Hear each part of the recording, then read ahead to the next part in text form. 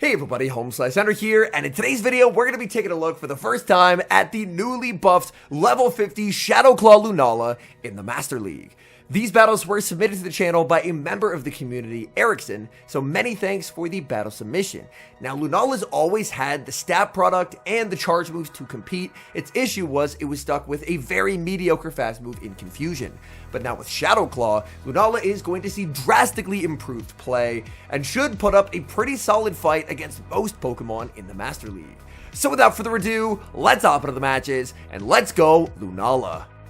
Hopping into game number 1, and it's a bit of a tough lead as Kyurem Black stares down Florges. This is an ABA Dragon line, so catching a Fairy type on the lead, definitely not ideal. There was a little bit of stutter there right at the start. It looks like both trainers did end up getting their moves back, which is very nice. It ends up being a charge attack priority time. Moonblast with the attack drop will not be enough to KO, and that actually forces the opponent to fire off a Trailblaze. So Trailblaze will pick up the KO, denying a potential last second Fusion Bolt, and now the newly buffed Lunala hits the field. Lunala farm up energy quite quickly now. It does only have access to nuke moves, but overall, its pacing is going to be drastically better than when it was stuck with Confusion. Firing off this Shadow Ball is going to connect, and down goes Florges.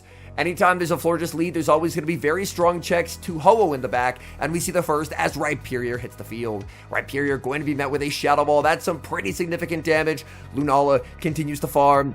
Lunala should be pretty bulky. Can it hang on here to the Rock Wrecker? Rock Wrecker lands, Lunala survives, and there's the switch to Palkia. Palkia looking for the Dragon Breath down, but cannot get there. The opponent able to make a last-second Rock Wrecker. That's big damage. In the back is Landorus, and this is actually probably the perfect Pokemon to be in the back. Landorus does not have a lot of fast move pressure, and they take super effective damage from Aqua Tail. Obviously, they're going to be able to apply a -1 attack drop from the Sandsear Storm, which means that this Aqua Tail is now not nearly going to be as threatening. Lunala is pretty close to a Shadow Ball. In comes Lunala, and the Shadow Ball is reached. The question is Rhyperior in one Shadow Claw range? In comes Rhyperior, the Shadow Claw KOs, and that game will end in a win. We move to the next match with Kyurem Black staring down Zacian Crown Form. Now, Zacian is going to get outpaced by Kyurem Black, but what it doesn't have in pacing, it makes up for with massive damage from Metal Claw. Kyurem Black farming up to the back-to-back Wild Charges here. Wild Charge number 1 is going to land. There's the switch into Lunala. Tell me this is the close combat catch. That would be triple resistant. It is the close combat catch. Opponent in absolute shambles. Lunala will be met with a Kyogre switch in, and for Lunala, this is very fine. Lunala can outpace, Shadow Ball will land, and Kyogre is going to need an Origin Pulse to KO. If they go for the Surf, it's definitely not going to knock out. We've seen Lunala has great bulk to it. The Surf does not KO. Lunala able to make a last-second Shadow Ball. Doesn't even need to hit the bubbles here because the move would KO either way. Opponent is going to let it go and probably just go for farm on Zacian. In comes Zacian. Zacian will get the farm down. Zacian does now have a close combat loaded. In comes the Kyurem, and unfortunately Kyurem is going to lose that charge attack priority tie. Zacian Crown Form has a truly absurd attack stat, so it's going to be winning charge attack priority over everything. Fusion Bolt is going to land in the back. It's their own Palkia, and this game will be a win. Opponent has 2 shields to hide behind, and it's just not going to matter as they're just going to get completely farmed down. They throw Aqua Tail just to get a little bit of chip onto the Palkia, but Palkia is able to get the opponent low enough that Kyurem can Shadow Claw down, and the opponent is going to lose with both shields intact. We move to the next match, and it's going to be Kyurem Black staring down Primarina. This is a Charm Primarina, so Kyurem will need to stay in this matchup and play it out, because obviously you cannot afford to have Primarina see Palkia. Fusion Bolt is going to be shielded. Primarina will have to throw here unless they want to go down 2 shields, so that is a wise call by the opponent to fire off their energy. Kyurem Black, however, going to be shielding up the Hydro Cannon, under-tapping this Fusion Bolt, and really forcing the opponent to give up both shields if they want the Primarina. They do, but this now sets up 1-0 shield Lunala. Opponent is going to pivot into their own Palkia, and Erickson wisely choosing to basically just get rid of his Palkia here. He's very okay just letting it get knocked out, and just going to try and 1v3 sweep with Lunala. If Lunala wants a chance to win, that is going to begin with Shadow Clawing down the Palkia. If Palkia gets to another Aqua Tail, the game's over. Lunala's probably not going to be able to win, so this farm down is necessary, and Lunala does get it.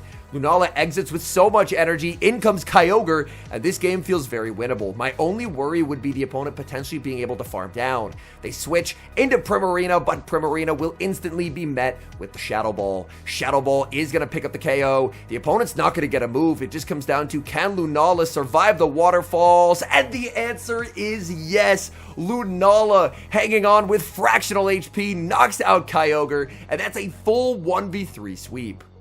We move to the next game. It's going to be Kyurem staring down Zamazenta. This Zamazenta is on Ice Fang, which is very interesting. Ice Fang obviously does not get same type attack bonus, but Ice Fang does help you in a lot of those matchups where having a Steel Fast move means that you only have resisted damage. So Zamazenta is going to farm up quite a bit of energy, and we will see the close combat respect here, but the opponent will actually go for the Behemoth Bash instead, not wanting to lower their defense.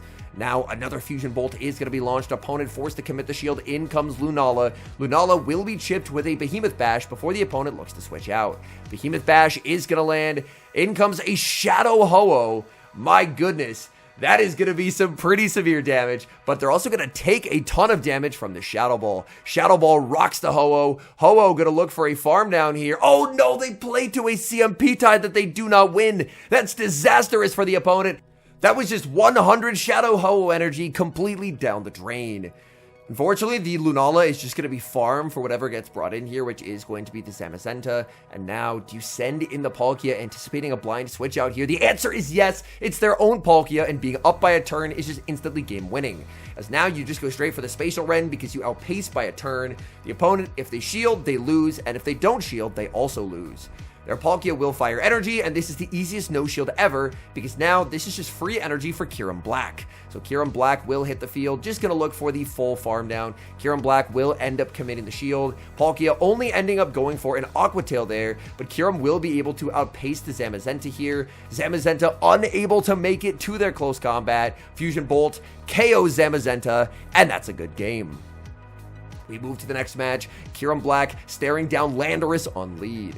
This matchup is honestly quite uncomfortable for Kyurem Black. As for Kyurem Black, you really need to land a Freeze Shock, and unfortunately, you're just at a pretty significant pacing disadvantage here. The Freeze Shock is going to be shielded, no debuff comes through, and now Kyurem Black has to decide. It calls a bait, gets rocked with a Stone Edge, and now in comes Palkia, and unfortunately, Palkia will be answered with Zacian Crown form.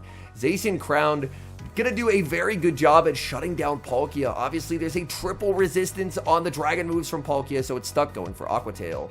This matchup in terms of the offensive pressure from the Zacian is honestly not bad, because they have Behemoth Blade, which is obviously resisted, or the other option is to throw a close combat, which would not KO from that health range. So they're forced to go for the resisted move. Palkia unable to make it to the last second Aqua Tail, and Palkia is just going to let itself get KO'd by the close combat. In comes Lunala. In the back is going to be Palkia, and this is another situation where more or less Lunala is going to have to 1v3. I think that the health remaining on the Landorus is probably going to be what loses this game, unfortunately, because the Landorus is still quite healthy. The Shadow Ball is going to be shielded up by the Palkia. The good news is there is a shield advantage for Lunala, but that Landorus is still basically at full HP. We are going to see the shield on the Aqua Tail and a nice overfarm by Lunala, trying to exit with as much energy as it possibly can. Shadow Ball is easily going to KO Palkia, and now they're going to bring back in the Landorus. We're going to see a catch attempt onto the Zacian. Zacian going to be hit now with the Shadow Ball, but this does mean that Landorus will outpace. A catch is needed, and unfortunately the catch will not happen. The opponent just throwing instantly, and Kyurem Black cannot make a move. Turns out the Landorus was a bit lower than I remembered, so if a Shadow Ball was reached, a Shadow Ball could have knocked out, but it was actually the Landorus energy that proved to be a bit too difficult. We move to the next match. Staring down another Zacian Crown form is going to be Kyurem. Kyurem firing off energy right away, obviously going to be losing that charge attack priority tie by quite a bit. This Zacian is just going to go straight for the close combat, meaning they're going to have to shield this back or take big damage. They are going to shield, but now these Shadowclaws are adding up more and more. We do not see a catch attempt from the opponent, so they're just going to have to double shield here. There's the switch into Lunala. Lunala is going to be answered with Palkia, but oh boy, there is a Moonblast with Palkia's name on it. Palkia, realizing it can't get to the Spatial Rend, forced to settle for the Aqua Tail, but now this lets Lunala go for an overfarm. Lunala going for the Moonblast. This is going to be good night to that Palkia. Are they going to bring back in the Zacian? No, instead they're going to bring in Kyogre. and they are going to be really sad when their Kyogre meets Palkia in this endgame. Shadow Ball, we've seen, does big damage to Kyogre. Kyogre is going to get the full farm down just to get completely walled off by Palkia. There's the switch into Zacian, quickly answered with the Kyurem, and Kyurem is just going to let this go. Zacian will go for the close combat, picking up the knockout, but now they are debuffed, and this means that an Aqua Tail will very comfortably pick up the KO. They're forced to fire off energy here. They grab the final shield with the close combat, but it's just too little too late. There's no way to damage this Palkia. It doesn't matter if they have Blizzard. It's never going to KO, and the opponent is going to concede the match. Kyurem Black versus Rhyperior. Rhyperior, I think, is a problem Pokemon for this team, as Kyurem Black does not want to see an opponent switches out of a good matchup and they bring in their own Palkia. That's a bit of a surprise. Palkia going to get chipped with a Fusion Bolt. No, the opponent actually commits the shield there. Kyurem will probably just end up no-shielding here, trying to call an Aqua Tail, because if the Aqua Tail does not knock out here, then you can make it with a Fusion Bolt, but the opponent is playing none of those games, and instead is just going to full send the Spatial Rend. Now Palkia aiming for a one-shield farm down of the opposing Palkia. They make Spatial Rend number 2, so that proves to be a very valuable shield. Opponent in the back, that's not something I was expecting to see. A Buzzwole hits the field. Buzzwole takes big damage from Spatial Rend. There's the switch to Lunala, and that's now going to be answered with Rhyperior. But Rhyperior is behind on energy. They're going to get outpaced. The Shadow Ball is reached. Rhyperior committing the shield. The issue the opponent's going to have is we know a Rock Wrecker does not knock out here, so this is a very safe no shield. Opponent goes for the Rock Wrecker. Lunala hangs on. The opponent will be able to force the final shield with a Breaking Swipe, but Lunala still does have the Shadow Ball loaded, and this Shadow Ball is going to remove basically all of the remaining health on the Rhyperior. Shadow Ball lands. There's a switch to Rhyperior, answered with a Buzzwole. Buzzwole able to make it to a move. It's just a power-up punch that will not knock out, and now Palkia will be able to make the Aqua Tail. This means there will be a few Dragon Breaths landing onto that Rhyperior. Rhyperior is very low. Can Lunala get the farm down? The answer is yes. Lunala keeps 1 HP clutching to get some pretty incredible wins. Kyurem Black once again going to be staring down Zacian Crown form in the next match. This is one of the reasons that me personally, I have not been playing Master League this week, just due to the fact that I don't have the Crown forms yet. Now obviously I know I could build anti-Crown form teams, but personally I think I'd rather wait until I'm on an even footing. They're going to full send the close combat, pivoting out into Water Urshifu, which does run counter, but Urshifu will immediately be put on the defensive with a Fusion Bolt, and now out comes Lunala. Lunala more than happy to absorb whatever they throw here and try and make it to the Moonblast. It is going to be the Aqua Jet, so I believe they run Aqua Jet and Dynamic Punch. And because counter obviously is triple resisted here, there's never a threat of a farm down. So this is a very dominant matchup for Lunala. Back in comes Zacian. Zacian going to win the CMP tie here over Lunala. Lunala just opting to let this through. That's the Behemoth Blade, and down goes Lunala. Back in comes the Kyurem. Oh no, but in comes Palkia. The opponent now going to be up energy in the Palkia mirror. The good news is that the opponent is up energy, but they're down health due to those Shadow Claws. Erickson going to fire off Spatial Rend, guaranteeing this final shield, and obviously doing 1 HP of damage through the shield. And we do see a farm down. The opponent unable to get their next move. Zacian unable to Metal Claw down. And this ABA Dragon team keeps finding ways to win. Aqua Tail knocking out Zacian, and that's a good game. Kyurem Black staring down Shadow Ho-Oh in the next match. What a flex from the opponent. These Incinerates are going to hurt. The opponent ends up pivoting out, safe switching into a Lugia, and Lugia will be answered with Lunala. Lunala immediately going to put up a shield as Lugia goes for the Fly. Fly not going to do a ton of damage here.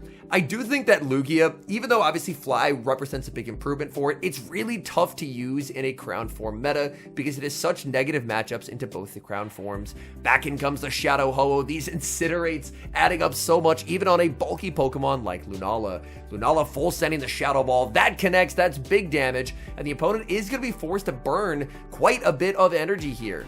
They are going to burn 55 energy on the Brave Bird. In comes Kyurem. In the back is Palkia. And I do like the decision to chip here with the Fusion Bolt. The opponent's guaranteed to shield, but you get a little bit of damage, and then you can just switch into the mirror. And honestly, if you want to, just go straight Aqua Tail. The opponent is going to fire off energy. We will see the shield come up. It is going to be the Aqua Tail from the opponent. We're going to see the full farm down, exiting with the back-to-back moves. Shadow Ho-Oh is a dead bird walking in the back, so the opponent will concede the match. Hopping into the final match, and this is a problem Pokemon. Last time they switched out for no reason, but you can very easily stay in here with Rhyperior and make life miserable for Kyurem Black. Kyurem Black calls a bait, and that puts Kyurem right back in this matchup, even though Rhyperior, if it wants to, can still just double shield and exit the matchup with close to full HP. Well, obviously, you will be taking damage from the Shadowclaws, but you wouldn't have had a free shock landing at all. Kyurem Black just going to let itself get farmed down, and now out comes Palkia. Palkia immediately going to be met with energy from the Rhyperior. Palkia going to no shield. It's the breaking swipe. We do see a debuff. Palkia able to outpace here. This Aqua Tail will easily pick up the KO. Down goes Rhyperior. It's going to be up to Lunala to close out this game. It's a Dialga in the back. Dialga feels like a bit of an extinct species with the crown forms running around, and how terrible the matchup is with Dialga into the crown forms. Shadow Ball lands, and this should set up a magnificent farm down for Lunala. Opponent should pivot out here. They are going to pivot out into Xerneas, and Xerneas is going to take a lot of damage from this neutral Shadow Ball. Xerneas does have some pretty nice bulk to it. We do see the shield come up for the opponent. They have no reason to ever bait. It's never going to be worth baiting with a triple resistant close combat, so we will see the shield, and Lunala will get the outpace. This Shadow Ball will not knock out, but it's going to get the opponent very, very low. The question is, when do they throw the move? And it's right here, the catch. Devastating for the opponent. Xerneas' Moonblast does not find its target, and undercharge to give farm to Dialga. Can Dialga make it to the Iron Head? The answer is no. In comes the Xerneas, and we get a little bit of bad manners. What a way to end it. The BM Moonblast knocking out the Xerneas, and that's a good game.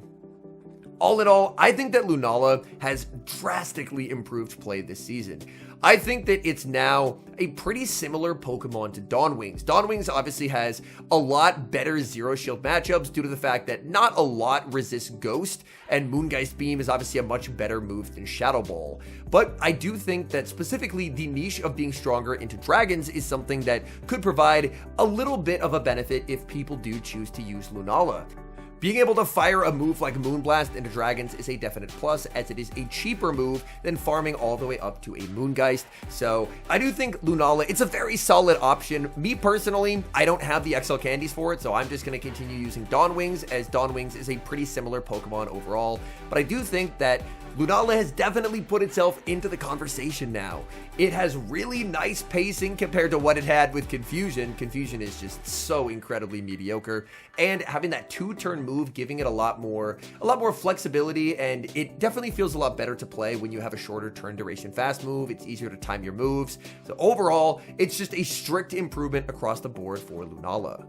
Anyways, thank you guys so much for watching. If you're enjoying the content, make sure to leave a like and subscribe to the channel if you haven't. And a special thank you as always to our channel members here on YouTube. The support you guys provide is genuinely so appreciated. So thank you guys oh so very much.